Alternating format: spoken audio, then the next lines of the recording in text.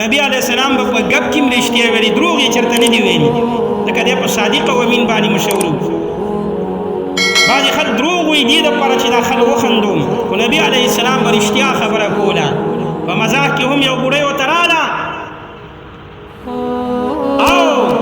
نبی علیه السلام ته وایي چې زه به جنت ته ځم که نه ځمه نبی علیه السلام ورته فرمایي چې په دې عمر کې د بوډۍ لپاره جنت نشته بوډۍ خفه شوه نبی علیه السلام بیا رضا کړه چې ګوره ستا عمر به 33 کاله وي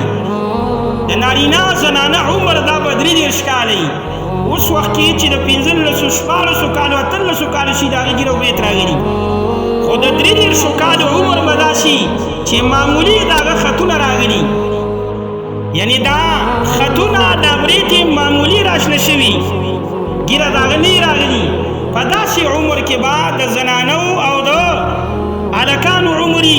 نو ته به د ځوانۍ په صورت کې چې دی جنت ته ځي د بوډاوالي په صورت کې به نه ځي یو صحابي و هغه ته نبي علیه السلام مبارک ذوالأذنین ویلي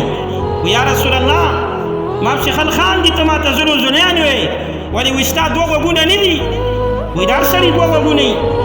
نو بیا هغه پوه شو چې یاره د دوو غوږونو د وجې نه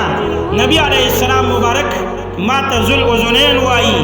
یو بل صحابي دی هغه ته به نبی علیه السلام ذوالیدین ویلي د هغه دا لاسونه اوږده وو ذوالیدین معنا د دوو لاسونو والا نو د هر چا دوه لاسونه نو د نبی علیه السلام مزاح دا به هم رښتیا وو